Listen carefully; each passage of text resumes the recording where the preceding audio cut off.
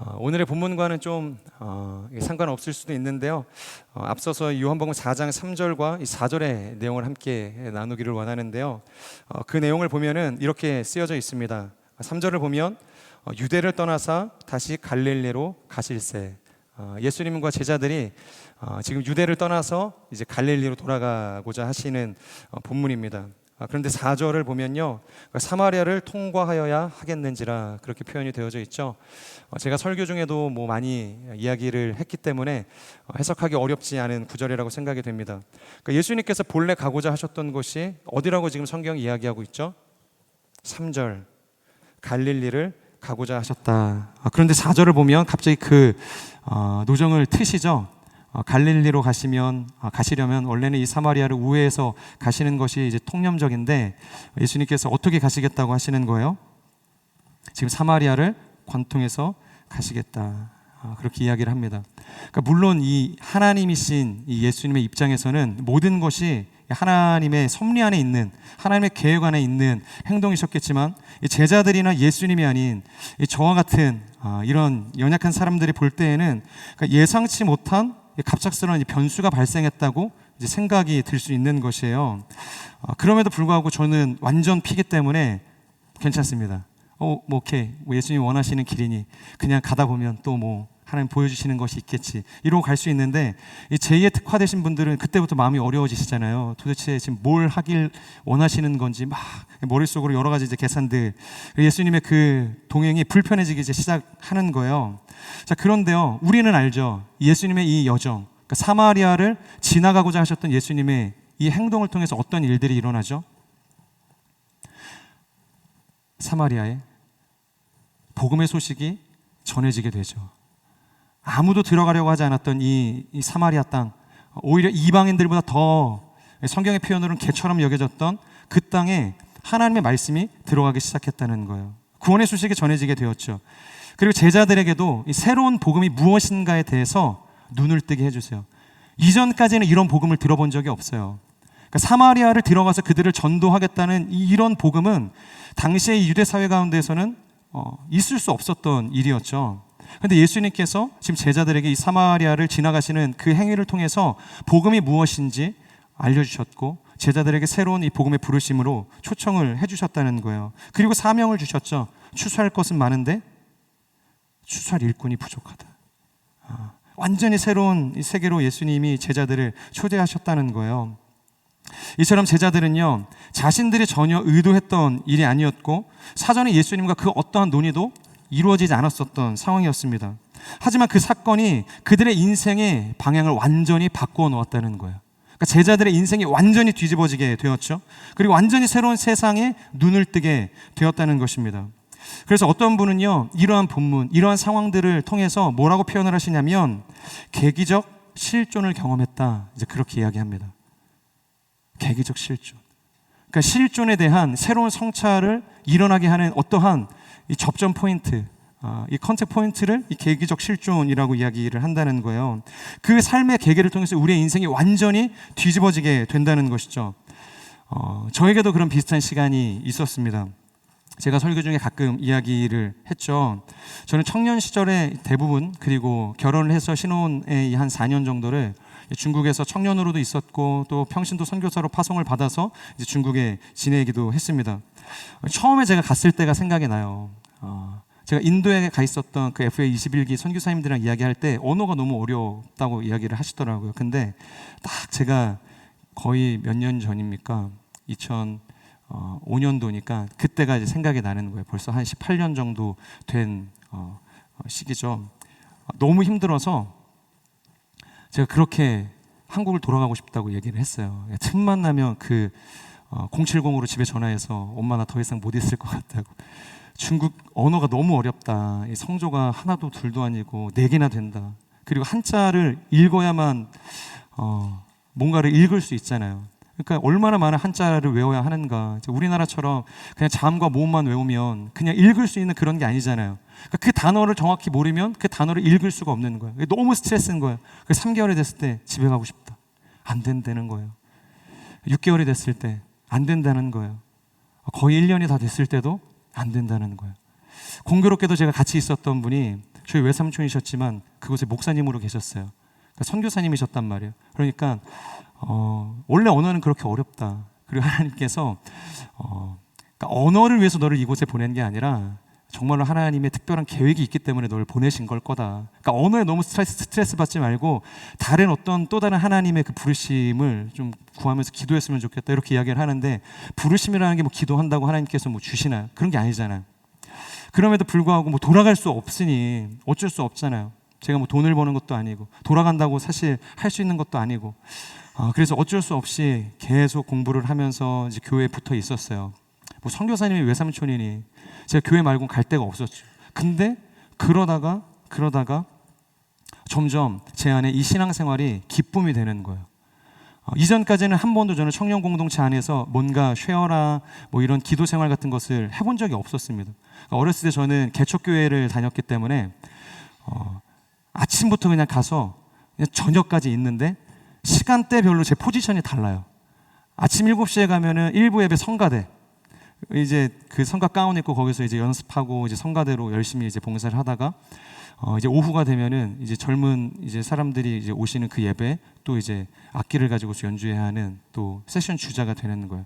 그리고 끝나고 나면 뭐 또 여러 가지 뭐 교회 이제 잡다한 업무들, 청소 이런 거 다 도와주고 이제 어머니 아버님이 집에 가실 때 저도 이제 같이 가게 되는 이런, 저희 공동체 그렇게 생활하시는 분들이 많이 계시잖아요. 또 저희 교회, 저희 공동체 안에 이 목회자 자녀분들이 많이 계신데, 그러니까 이런 젊은 시절을 보내니까 그 커뮤니티에 소속돼서 뭔가를 신앙적으로 쉐어한다는 게 뭔지 몰랐어요. 근데 그곳에서 그런 기쁨을 알게 됐고, 그래서 묵상을 막 연습해 갔어요. 막 큐티를 읽고서 분명히 이번 주 토요일에는 이 본문을 가지고 전도사님이 나눔을 하시겠지?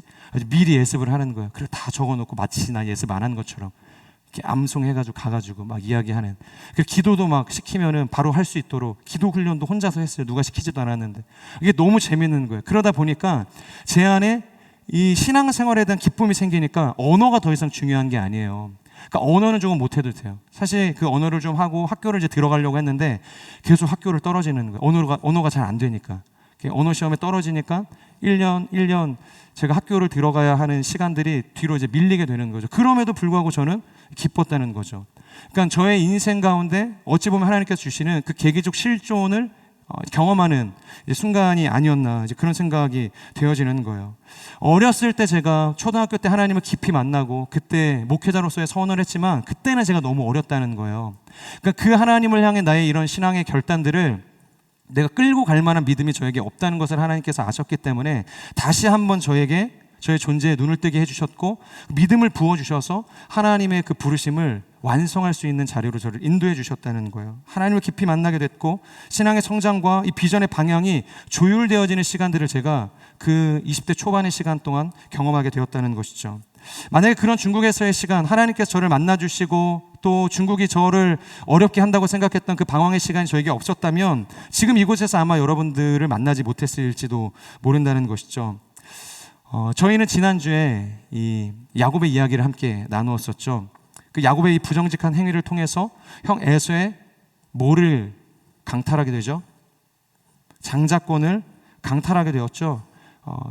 강탈입니다, 말 그대로. 그냥 뺏어온 거예요, 사실상. 기만하고 속이고 가정을 완전히 무너뜨리면서 그 장자권 하나를 얻겠다는 것이 이 야곱이 가지고 있었던 지혜였고 열심이었다라는 것이죠. 그런데 결국에 그 결과 집에서 쫓겨나게 됐죠. 사실상 쫓겨난 것입니다. 형 에서가 내가 이 자식을 죽여야겠다. 그러니까 죽여야 되겠다는 그 살인 충동이 강하게 되니까 한 집에 있을 수가 없어서 어쩔 수 없이 이 삼촌 이 라반의 집을 향해서 갈 수밖에 없게 되었다는 것이죠. 그러니까 비록 자신의 꾀로 인해서 시작된 비극이었어요. 저희는 잘 됐다 그렇게 여길 수 있지만 지금은 이 모든 여정이 야곱이 원해서 계획했던 것은 아니라는 거예요. 이해가 가시죠? 그러니까 자기가 잘못해서 자신의 집을 떠날 수밖에 없는 상황이 됐지만 그럼에도 불구하고 지금 삼촌의 집으로 가는 이 모든 여정의 길은 자신이 한 번도 생각해 본 적이 없었던 여정이었다는 것이죠. 한 번도 꿈꿨던 적이 없었고 자기의 머릿속에 그렸던 적이 없어요. 그런 사람이 있었나? 아마 야곱은 그렇게 생각했을지도 모릅니다. 그런데 이 여정을 통해서 이 삼촌의 집으로 가는 이 여정, 그리고 삼촌의 집에서 머무는 그 여정, 그리고 돌아오게 되어지는 그 모든 여정들을 통해서 이 야곱이 새로운 인생의 국면을 맞이하게 되었다는 거예요. 우리가 아까 나누었던 것처럼, 저의 삶이 경험했던 것처럼, 그리고 이곳에 있는 모든 사람들이 한 번 정도는 경험해봤을 계기적 실존을 경험하는 순간이 오게 되었다는 것이죠. 오늘 본문의 말씀, 이 10절에서 11절의 말씀을 같이 한번 읽어볼까요? 시작. 야곱은 브엘세바를 떠나 하란을 향해 가다가 한 장소에 이르러 해가 지자 거기에서 밤을 지내게 됐습니다. 야곱은 거기에 있던 돌을 가져다가 머리에 베고 누워 잤습니다. 네, 10절을 보면 야곱이 지금 브엘세바를 떠나서 하란을 향해서 갔다, 그렇게 이야기하고 있죠. 우리는 잘 알고 있죠. 이 아브라함의 그 본토가 어디였는지, 다시 역주행을 하는 거예요. 떠나왔었던 그 길을 향해서 다시 야곱이 돌아가게 됩니다. 그런데 11절을 보면은 한 장소에 이르렀다, 이제 그런 표현이 있어요. 한 장소에 이르렀다. 여러분, 이곳이 바로 이 훗날 성경에서 굉장히 중요한 자리가 되었고, 또 오늘날 이 야곱의 인생에서도 결코 잊을 수 없는 흔적을 발견하게 되는, 새겨지는 그런 자리가 되었습니다. 과연 당시의 야곱은 지금 이 장소, 어쩌다 보니 머물게 되었던 이 장소가 그런 거룩한 장소가 될 거라고 생각이나 했을까요? 아마 저는 상상도 못했을 것이다, 그렇게 생각이 됩니다. 아까 이야기했던 것처럼 지금 그는 그저 형의 살해 위협 앞에서 도망가고 있는 도망자의 신세일 뿐이라는 거예요. 아무런 기대도 소망도, 정말로 그 삼촌 집에서 어떠한 일들이 펼쳐지게 될지 아무것도 계획할 수 없는 그런 절망적인 순간이 지금 이 야곱의 삶이었다는 거예요. 그런데 지금 오늘 이 한 곳에 이르러서, 우리가 함께 나누겠지만 그곳을 하나님께서는 베델이 되게 하셨다는 거예요. 어찌 보면 아무런 장소가 아닐 수도 있습니다. 그저 우연히 머물게 되어진 어떤 한 장소일 수도 있어요. 그런데 하나님께서는 오늘 그 장소를 베델이 되게 하셨다라는 거예요. 여러분, 우리의 인생을 돌이켜보면 끊임없이 내가 알지 못하는 이 텅 빈 시간들을 지나갈 때가 있습니다. 마주할 때가 있습니다. 원치 않지만 그것들을 내가 품고서 살아내야 하는 시간들이 있어요. 그 안에서 우리가 아무런 인생의 의미도 가치도 발견하지 못하고 어쩔 수 없이 살기 위해서 수동적으로, 기계적으로 그렇게 살아가게 되는 시간들이 있다는 것이에요. 하지만 야곱이 그 시간을 어떻게 느끼고 우리가 그것에 어떻게 반응을 하는 것과 상관없이 하나님께서는 그 자리를 어떻게 하셨다?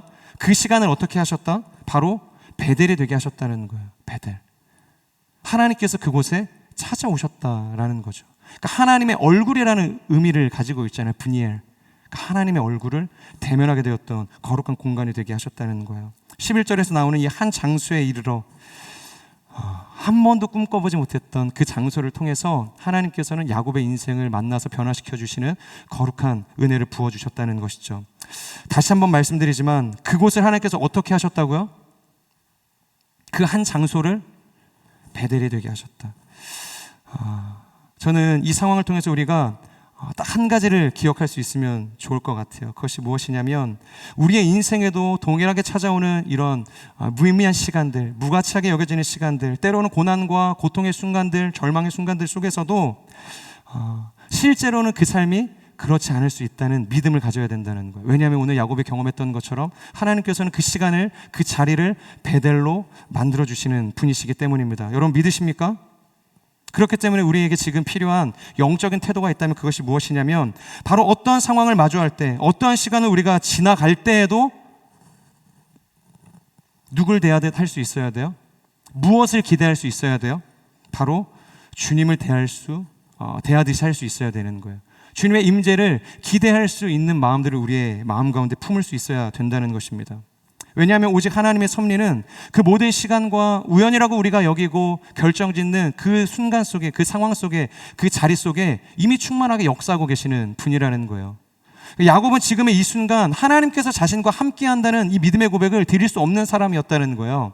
기도조차 할 수 없는 사람이었다는 것이죠. 그런데 야곱의 그 신앙과 의지와 그 어떤 감각적인 것들과는 상관없이 함께 하셨다. 베델이 되게 하셨다. 베델의 하나님으로 찾아오셨다는 것입니다. 그렇기 때문에 우리는 이 모든 순간 속에서 어떠한 영적인 태도를 가져야 하냐? 코람데오, 오직 하나님 앞에 서 있는 자처럼 생각하고 말하고 살아낼 수 있는 인생이 되어야 하는 것입니다. 저는 우리의 삶이 바로 이와 같은 영적인 전환점, 계기적 실존을 경험할 수 있는 인생이 되기를 주님의 이름으로 축복합니다. 그러면 모든 우연은 하나님 안에서 확신으로 바뀌게 될 것이고, 우리가 무의미하다 여겼던 그 모든 텅 빈 시간들은 하나님의 섭리로 가득 채워지게 될 줄로 믿습니다. 이어서 11절의 말씀을 다시 한번 읽어보면 한 곳에 이르고 난 다음에 어떻게 되는가? 우리 11절을 다시 한번 읽어보겠습니다. 시작. 한 장소에 이르러 해가 지자 그래서 거기에서 밤을 지새게 됐습니다. 네, 여기까지만 읽겠습니다. 뭐래요? 한 장소에 이르렀는데 공교롭게도 해가 지고 있다. 그렇게 이야기하고 있습니다. 여러분, 유대인들에게 있어서 이 해가 진다는 것이 어떤 의미일까요? 해가 진다. 이것은 아마도 새로운 어떤 시작을 의미하는 것일 겁니다. 유대인들은 우리와는 다르게 하루의 시작이 아침이 아니라 저녁부터 시작이 되기 때문인 것이죠. 일출이 아니라 일모를 기점으로 그들의 삶은 카운팅이 되는 것입니다. 따라서 지금 야곱에게 임했던 이 텅 빈 시간, 그리고 해가 저물어 어두워져가는 이 캄캄한 시간들은요, 오히려 하나님의 입장에서는 그의 인생을 새롭게 시작하는 시작점으로 삼기에 충분했다라는 것입니다. 자, 하나님께서 그렇게 야곱의 인생에 새 출발을 계획하고 계세요. 그런데 문제는 해가 저물었어요. 어떻게 해야 되나요? 잠을 자야죠. 밤이 됐으니 잠을 자야죠. 그래서 지금 야곱이 근처에 있던 돌베개를 가져다가 베개로 삼고 이제 잠을 청하게 됐다. 그렇게 이야기합니다. 열심히 광야 한복판을 지나가다가 밤이 됐고 자신도 알지 못했던 한 장소에 이르게 돼서 잠을 자야 하니까 뭐 비계는 없고 뭐 가지고 온 짐이라고 뭐 여유가 있었겠어요? 급하게 도망쳐온 보따리 몇 개 가지고 오지 않았겠습니까? 낙타를 대동했겠어요? 그런 게 아니에요. 아무것도 의지할 것 없는 그 야곱이 지금 돌베개 하나를 가져다가 머리를 이고 잤다. 지금 야곱이 처해 있는 그 영적인 상태, 그리고 삶의 현실을 지금 보여주고 있다는 것이죠. 제가 금요일 새벽에 어제 제가 광화문 홀리스타를 갔는데요.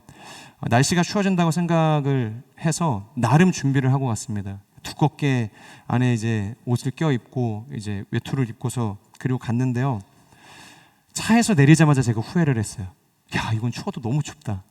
뭐 새벽 6시에 이제 출발을 하는 거니까, 이제 도착을 하는 거니까 이제 해가 뜨기도 전이었고 굉장히 이제 칼바람이 있는데 너무 추운 거예요. 그래서 제가 이제 설교를 하기 전에 그런 얘기했습니다. 잠바로는 부족한 것 같다고. 무조건 여러분들 장갑이랑 이렇게 쓰실 수 있는 이제 그런 것들 가지고 이 새벽에 나오셨으면 좋겠다. 이제 그런 이야기를 했습니다. 여러분, 서울을 사는 저도 그 한 새벽에 나갔을 때 느끼는 그 체감 온도가 굉장히 견디기가 어려운데, 지금 한번 생각을 해보세요. 지금 야곱이 잠을 자고 있는 것이 어디죠? 광야 한복판 아니었습니까?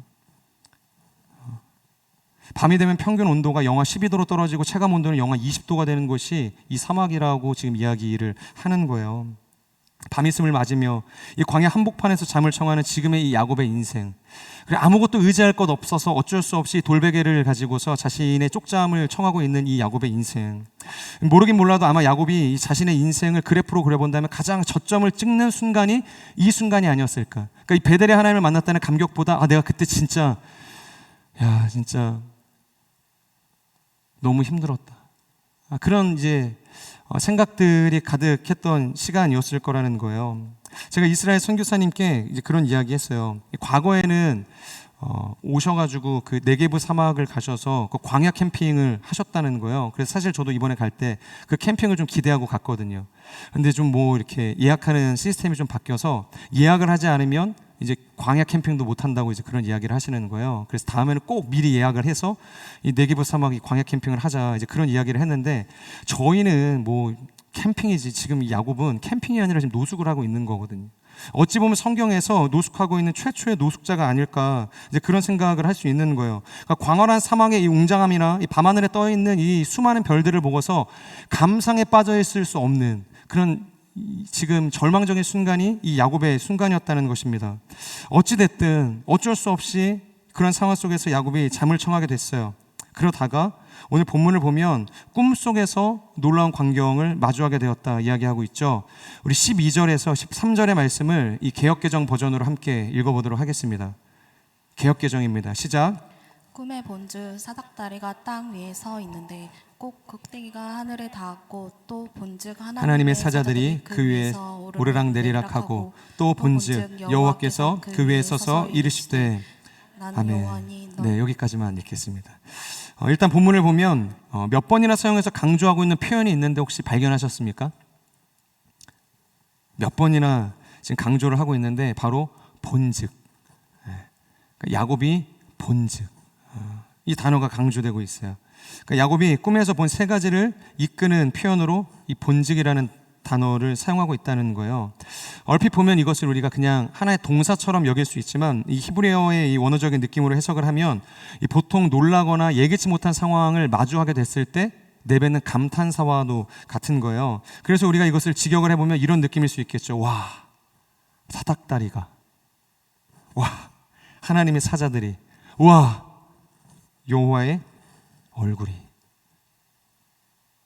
이런 놀라운 감탄의 고백을 지금 이 12절 13절에서 세 번이나 지금 야곱이 하고 있다는 거예요. 여러분, 이것을 통해서 다시 한번 말씀드리지만 지금 야곱이 굉장히 인생의 중대한 전환점 가운데 서 있다는 것을 우리는 알 수 있는 거예요. 그러니까 하나님께서 얼마나 놀랍도록 그의 인생 가운데 개입하고 계시는지를 충분히 보여줄 수 있는 대목이라는 것입니다. 자, 그렇다면 그가 그처럼 놀랍게 여겼던 이 꿈의 내용이 무엇인가?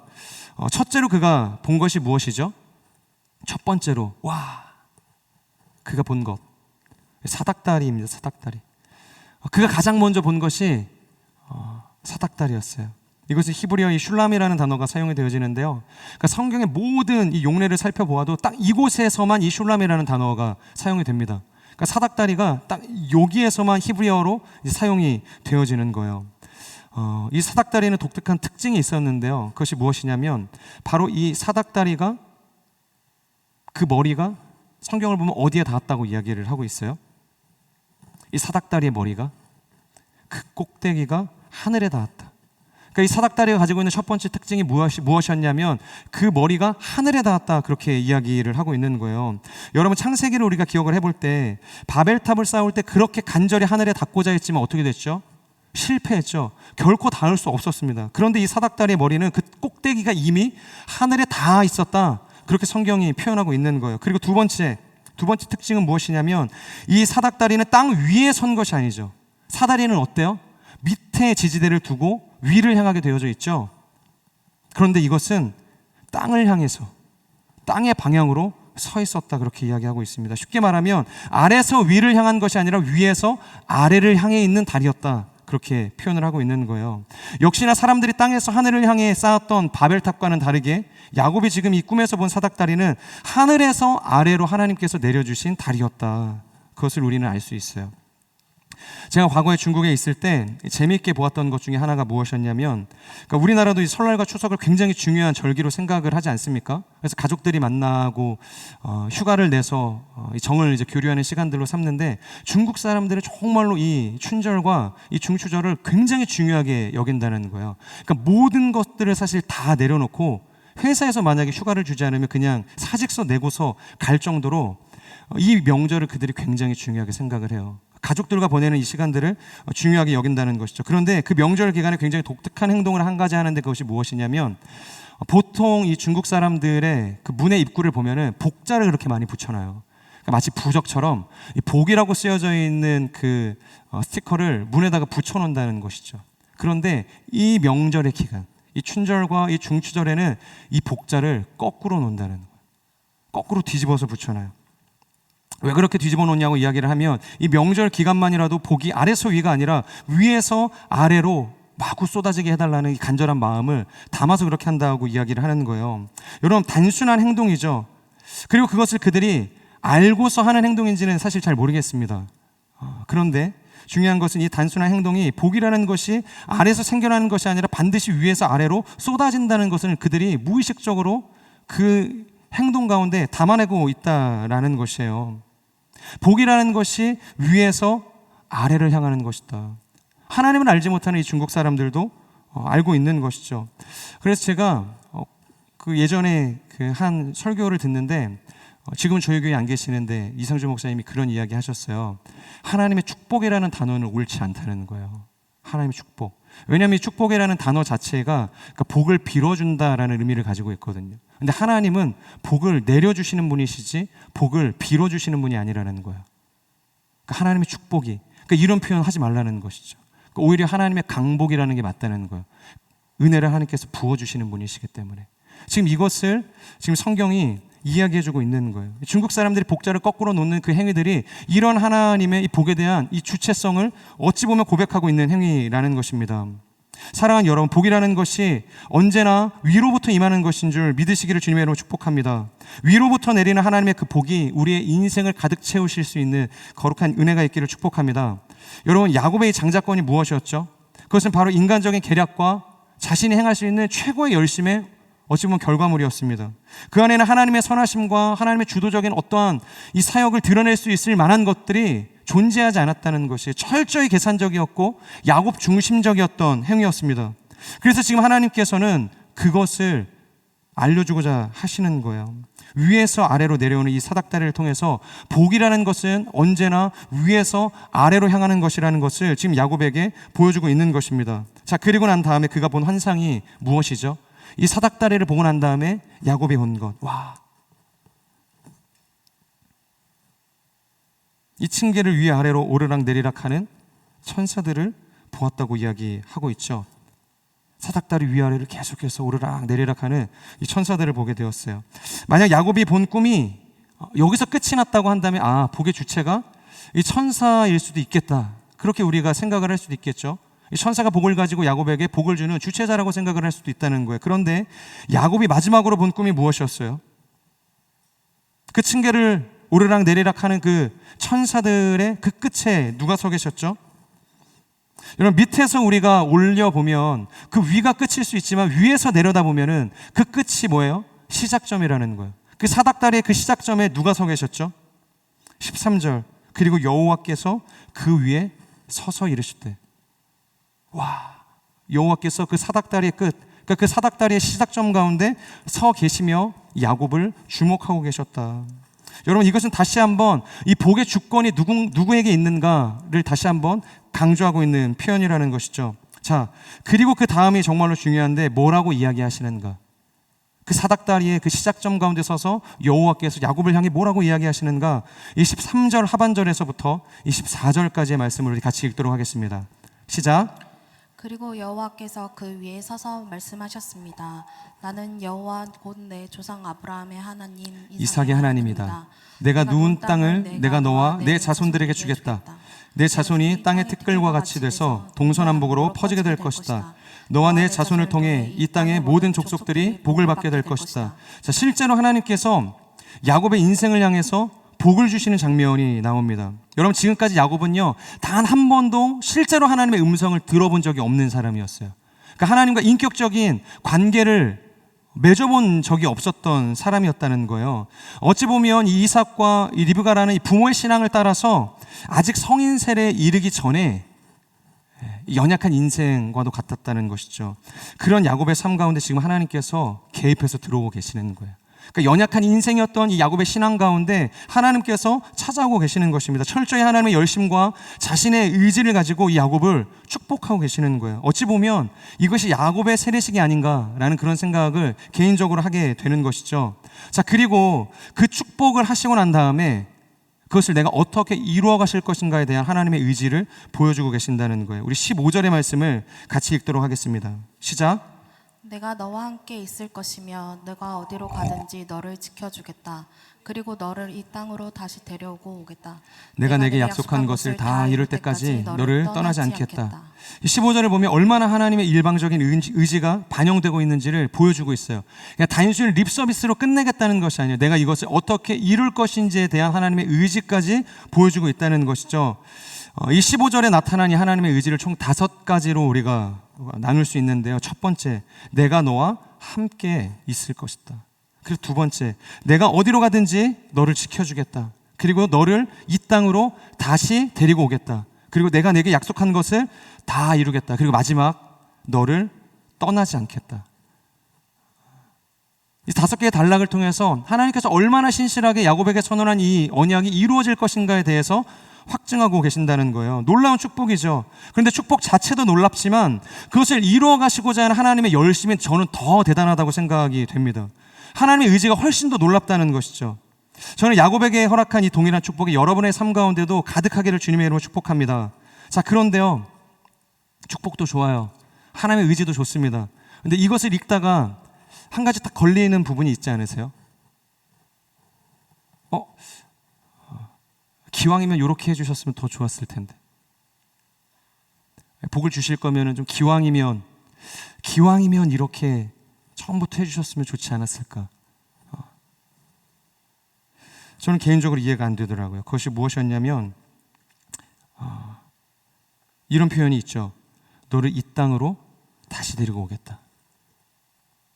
이게 왜 이상하죠? 이상하지 않으세요? 기왕 축복해 주실 거 좀 더 명확하게 해주시면 더 좋잖아요. 굳이 다시 돌아오게 하실 거라면 처음부터 안 보내시면 되잖아요. 처음부터 보내지 마시고 그냥 지금 약속하신 이 4가지 다른 축복들만 주셔도 충분하잖아요. 그런데 하나님께서는 지금 떠나온 그 여정을 그냥 계속해서 보내시겠다고 이야기하는 거예요. 돌아가게 하지 않으시겠다는 거죠. 그리고 어느 시작점에 이르렀을 때 다시 돌아오게 할 것이다. 그렇게 이야기를 한다는 것이죠. 그런데 그 길이 얼마나 걸렸어요? 하루 이틀이었나요? 한 일주일이었어요? 20년이 걸렸습니다. 20년. 20년의 시간을 지금 뺑 돌아서 오게 되었다는 거예요. 만약에 우리 인생 가운데 하나님께서 이 20년을 돌아오게 하시는 이 장대한 플랜을 가지고 계신다. 여러분 그것을 축복으로 받아들일 수 있으시겠어요? 근데 하나님은 스케일이 다르신 분이에요. 마치 제가 서두에 이야기했었던 것처럼 제가 9살 때 하나님 앞에 고백했었던 그 신앙의 고백. 하나님 제가 목사가 될게요. 목사가 될게요. 목사가 뭔지도 몰랐으면서 저는 이 목사가 되려면 대학교 졸업장이 필요하다는 것을 26살에 알았어요. 놀랍지 않습니까? 목사가 되겠다는 건 9살 때 그렇게 결단을 해놓고 목사가 어떻게 되는지 저는 전혀 몰랐어요. 그냥 내가 목사 할래요. 그러면 목사가 되는 줄 알았어요. 그게 26이었습니다. 만약에 이 20년의 시간, 그 시간이 없었다면 그리고 이 중국에서 하나님께서 허락하셨던 그 신앙의 성장 과정을 저에게 허락하지 않으셨다면 그 안에서 정말로 깨어지고 부셔지고 다시 하나님 안에서 인생이 재해석되어지는 시간들이 없었다면 결코 저는 이곳에서 담대하게 나의 미래를 하나님 앞에 올려놓고 여러분들과 이런 시간을 마주하지 못했을 거라는 거예요. 이스라엘 백성들이 11일이면 갈 수 있는 그 가까운 광야길을 얼마나 돌았어요? 무려 40년이라는 시간을 돌았다는 것이. 그곳에서 그들이 하나님을 경외하는 법을 배웠다. 경외하는 법을 하나님께서 가르쳐 주셨다고 그렇게 성경이 기록하고 있다는 거예요. 모세의 인생을 부르실 때에도 야곱의 왕자였을 때 하나님께서 그를 부르지 않으셨다는 거예요. 그의 인생의 모든 불순물들을 다 제거해내시는 그 광야의 40년이 지나고 난 다음에 80에 이르렀을 때 하나님께서 비로소 그 늙은 모세를 불러오셨다라는 것입니다. 이처럼 하나님께서는 이 모든 시간들을 통하여서 우리의 인생도 마찬가지지만 오늘 본문에 나와 있는 이 야곱의 인생을 정화시키는 과정들을 하고자 하셨다라는 것이죠. 자, 그런데요, 그렇게 하나님께서 선언을 해주십니다. 계속 한번 성경을 보면은 그렇게 야곱이 하나님의 축복을 받고 꿈에서 깨어난 다음에 뭐라고 고백을 하는가? 17절을 우리 같이 한번 볼까요? 17절. 그리고 그는 두려워하며 말했습니다. 이곳이 바로 하나님의 집이며 이곳이 하늘의 문이구나. 하나님께서 무슨 축복을 해주셨는지 모르겠는데 인격적으로 처음 하나님을 만난 거예요. 감격이 북받쳐 오릅니다. 여기서 두렵다 이야기하는 것은 그냥 단순히 하나님이 두려운 것이 아니라 감탄입니다. 감탄. 와, 하나님께서 지금 이곳에 계시는군요. 그러니까 혼자라고 생각을 했는데 하나님께서 이곳에 지금 계시는군요. 그러니까 하나님을 만남에 대한 감격이 감탄사로 이 두렵다라는 표현으로 담겨져 있다는 것이에요. 그동안 자신이 알고 지냈던 이 세상의 성공의 논리가 다 잘못된 것이구나. 복이라는 것이 나의 열심과 지혜와 경험을 통해서 만들어내는 것이 아닙니다. 그것을 하나님께 지금 고백하고 있다라는 것이죠. 하나님을 만난 이 야곱이 사실상 고백할 수 있는 가장 최상의 고백, 어찌 보면 최선의 고백이 이 고백이 아닐까라는 생각을 하게 됩니다. 그리고 난 다음에 어떻게 하죠? 하나님께서 야곱에게 시키지도 않았어요. 아무런 요청도 하지 않았습니다. 그런데 18절 우리 같이 한번 읽어볼까요? 시작. 다음 날 아침 일찍 야곱은 머리에 베었던 돌을 가져다가 기둥을 세우고 그 위에 기름을 부었습니다. 그냥 고백만 하면 좋은데 갑자기 열심히 생겼어요. 아침에 일어나자마자 예배에 제단을 쌓았다 그렇게 이야기를 합니다. 근데 거기서 끝나나요? 예배만 드리고 끝나요? 비록 조건부였지만 22절의 말씀 우리 같이 한번 볼까요? 22절 시작. 제가 기둥으로 세운 이 돌을 하나님의 집이 될 것입니다. 그리고 하나님께서 제게 주신 모든 것의 10분의 1을 하나님께 드리겠습니다. 비록 조건부기는 해요. 제가 이 여정을 잘 먹고 잘 갔다 오게 해주시면, 그리고 내가 이곳에 다시 돌아올 수만 있다면 제가 하나님 앞에 가진 것의 10분의 1을 드리겠습니다. 조건부였지만 야곱의 인생에 놀라운 변화가 지금 일어나게 되었다는 거예요. 자, 그런데 야곱이 지금 하나님을 만났어요. 조건부였지만 인생의 일부를 하나님께 바치겠다는 서원도 지금 올려드리게 되었습니다. 근데 문제는 그렇다고 해서 그의 인생이 완전히 돌아서지 않았다는 거예요. 완전히 하나님께서 쓰실 만한 그릇이 되지는 않았다는 것이죠. 오늘의 본문을 따라서 계속 가다 보면 얼마 못 가서 삼촌의 집에 가게 되어지는 일이 있죠. 그곳에서 아내를 얻기 위해서 뭐 그 안에 있는 가정 일들을 이제 돌보게 됩니다. 그러다가 결국엔 삼촌이 이 정당한 대가를 치르지 않아서 서로가 서로를 고발하고 속이는 이 또 싸움을 하게 되지 않습니까? 또 이 부정직의 논리를 가지고 그곳에서 자신의 이윤을 취하는 이 연약한 야곱의 모습을 보게 되는 거예요. 그리고 그곳을 떠나서 자신의 재산과 이 가족들을 데리고 이 야복강에서는 어떤 일이 일어나요? 야복강. 하나님께서 이 모든 여정을 주도하셨고 형과 화해할 수 있는 계기를 만들어 주셨다는 이 믿음의 고백을 했지만 그 야복강에서 어떻게 해요? 세 무리로 나누죠. 그리고 자신이 가장 앞서 건너나요? 형을 만날 그 감동의 벅차 올라서 야, 내가 가장 앞선 무리에 서서 지나갈게, 그렇게 이야기하지 않죠. 자신은 가장 뒷열, 세 번째를 서가지고 1열을 먼저 보내는 거예요.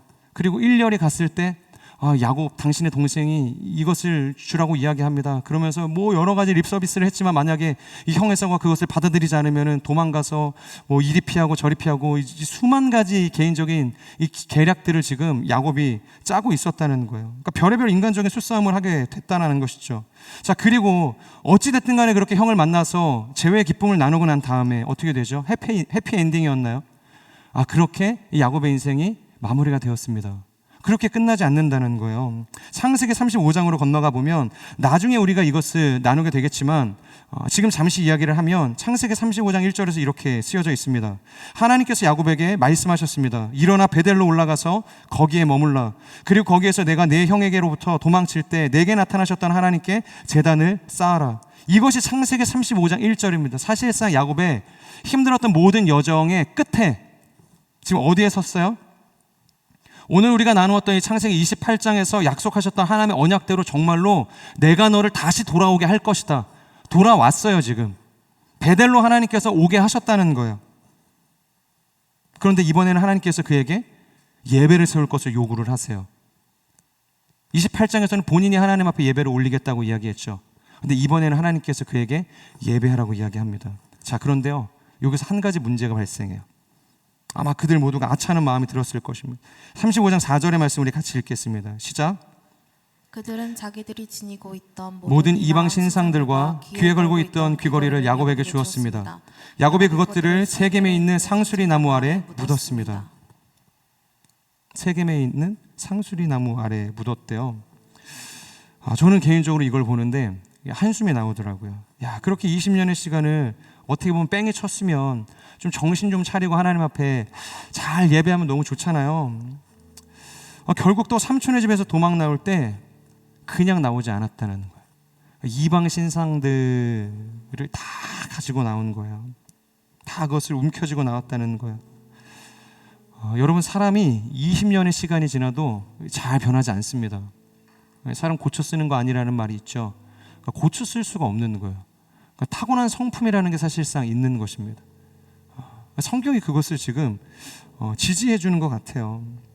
자, 그런데요, 만약 여기서라도 끝났다면 그래, 모든 인간은 다 연약하니까, 내 인생도 연약하니까, 저도 저희 아내한테 가장 많이 듣는 이 핀잔이 사람 고쳐 쓰는 거 아니라는 이 이야기, 사실 아내가 저한테 자주 하는 소리예요. 그러니까 변하지 않는 거죠. 다짐을 하고 정말로 뉘우치고 후회를 해도 그 마음이 쉽게 변하지 않는 거예요. 그걸 우리가 아니까 그래, 야곱도 그럴 수 있지, 오케이, 이해하고 넘어가자, 이럴 수 있다는 거예요. 그런데 거기서 끝나지 않았다는 것이죠. 이어서 그가 그 재물들을 어떻게 했다고 이야기해요? 세겜에 있는 상수리 나무 아래 묻었다. 왜 이게 문제가 될까요? 왜 하나님께서 갑자기 이 야곱에게 제단을 쌓고 예배하라고 이야기했을까요? 그들 안에 있는 모든 불순물, 우상의 이 신상들을 다 제거하라고 사실상 하나님께서 기회를 주신 거예요. 정직함으로, 정결함으로 하나님께서 허락하시는 그 약속의 땅으로 다시 들어갈 수 있는 기회를 지금 야곱에게 사실상 주고 있다는 것이죠. 그런데 지금 그가 하고 있는 이 아래에 묻었다는 행위는요, 이 원어적인 의미를 살펴볼 때 몰래 묻었다라는 표현입니다. 몰래 묻었다.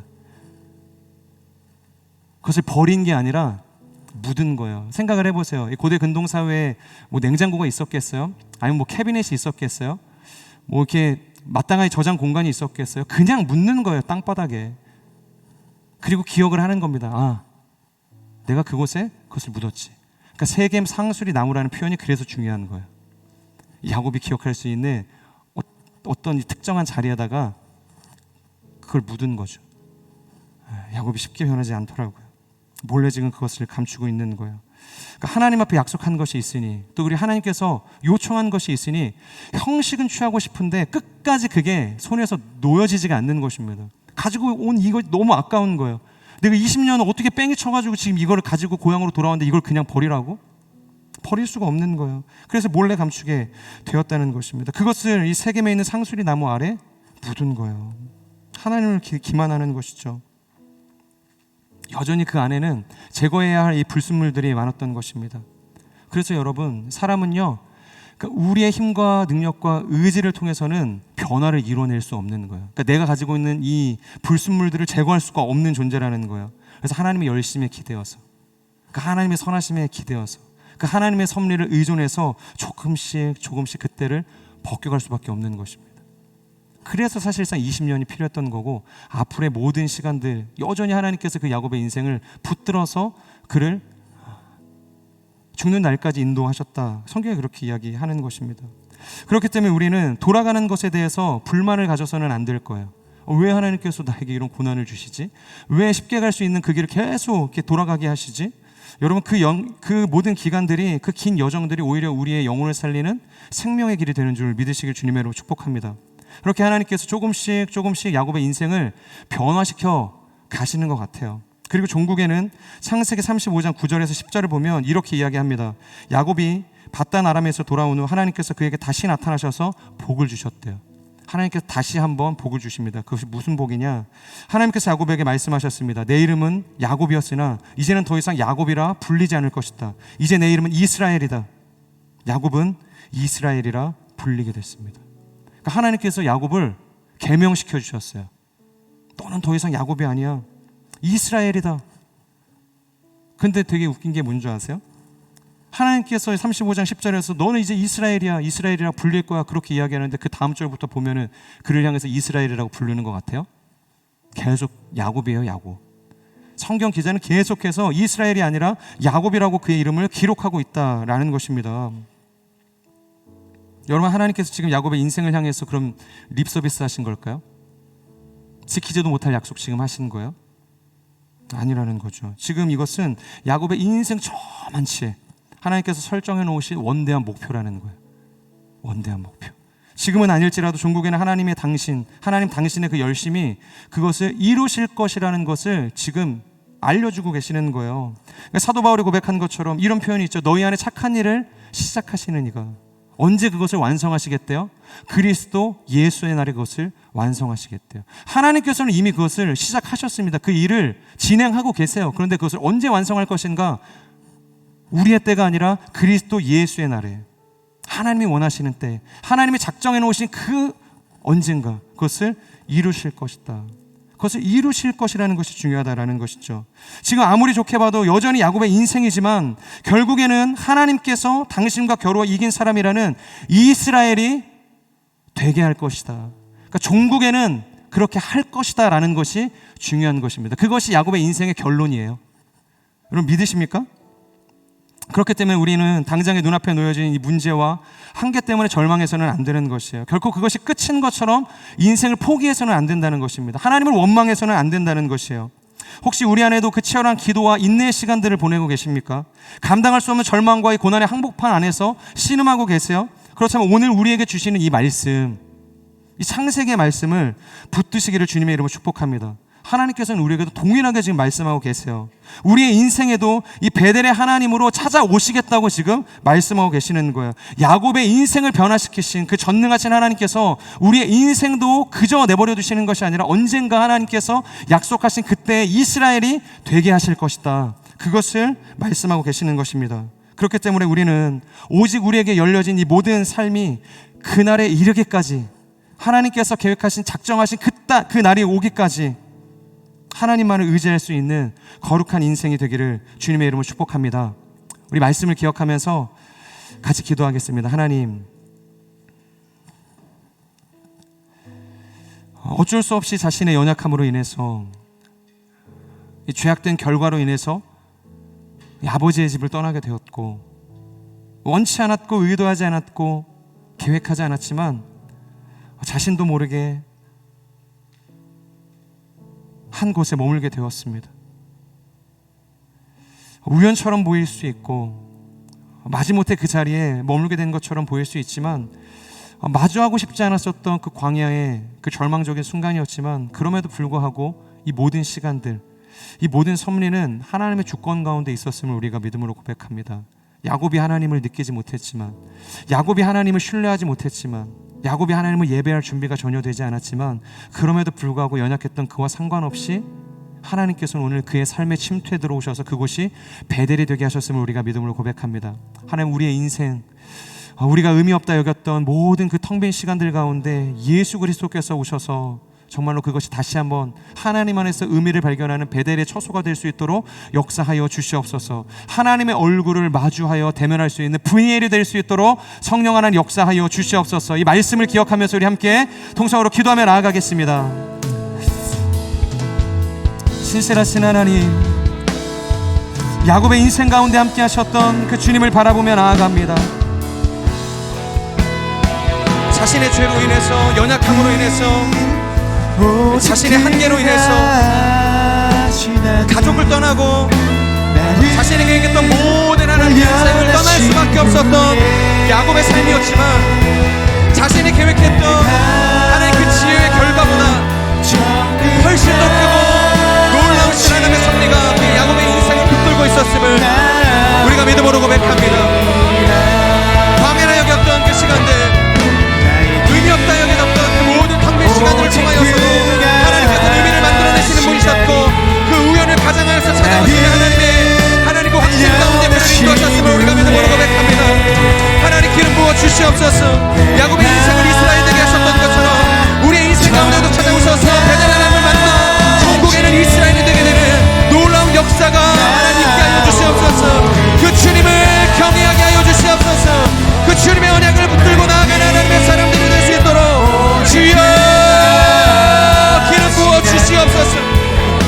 고난의 순간을 지나갈 때에도, 절망의 순간을 지나갈 때에도 하나님, 우리가 무엇을 바라볼 것인가?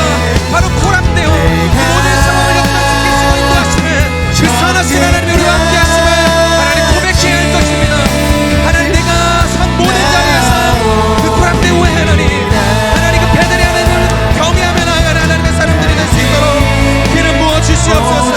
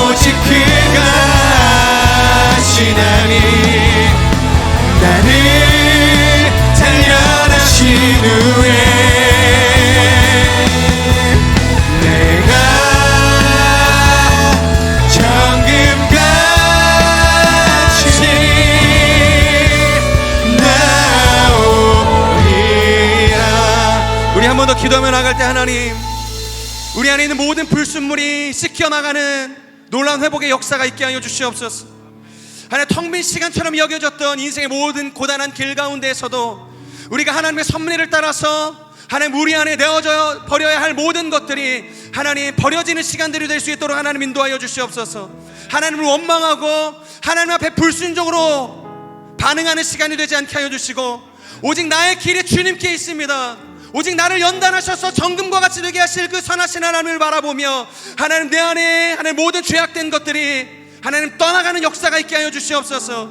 믿지 못하는 모든 불신의 마음들이 떠나가게 하여 주시옵소서. 인간의 열정과 지혜와 하나님 계략으로 일삼았던 하나님 모든 나의 바벨탑이 무너지는 역사가 있게 하여 주시옵소서. 오직 하나님만을 의지하게 하여 주시옵소서. 베델의 하나님, 그 코람데오의 정신을 가지고 주님만을 의지하며 하나님 앞에 선 존재로 살아갈 수 있는 하나님의 사람들이 될 수 있도록 역사하여 주시옵소서. 나의 힘과 경험을 통하여서 내가 이스라엘이 되는 것이 아니라 오직 하나님께서 나의 인생을 붙드셔서 이스라엘이 되게 할 것입니다.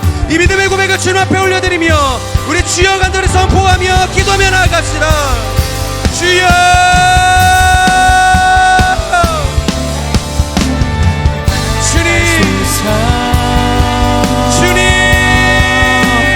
나를 붙드소서.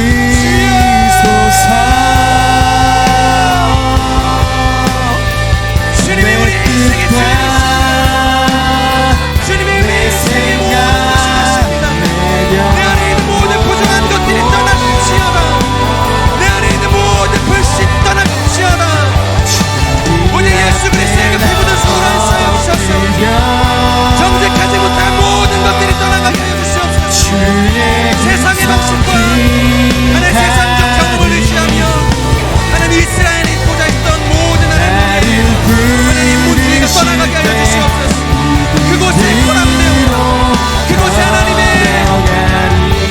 그 열심과 열정을 의지함으로 이스라엘 되는 하나님의 사람들로 세워질 수 있도록 주여 역사하여 주시옵소서.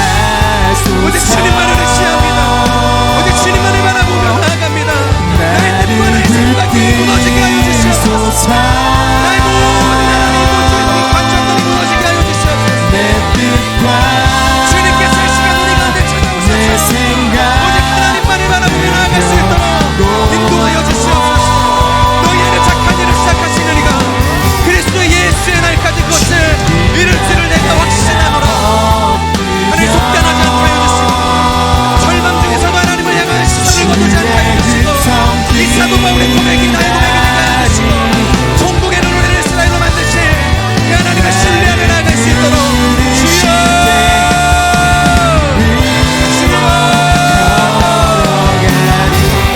주님을 찬양합니다. 주님을 보게 하소서. 아멘.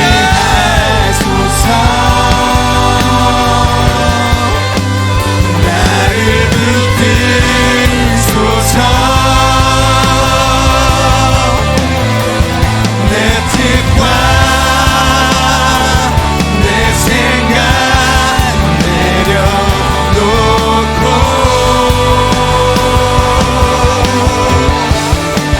주님 앞에 나 엎드려 주의 음성 기다리네. 나를 부르실 때 위로 걸어가리.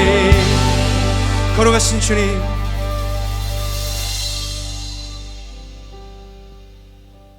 야곱의 인생을 향하여 한결같은 사랑과 그 선하심을 가지고 그를 인도하셨을 그 하나님을 우리가 경외하며 주님을 높여드리며 나아갑니다.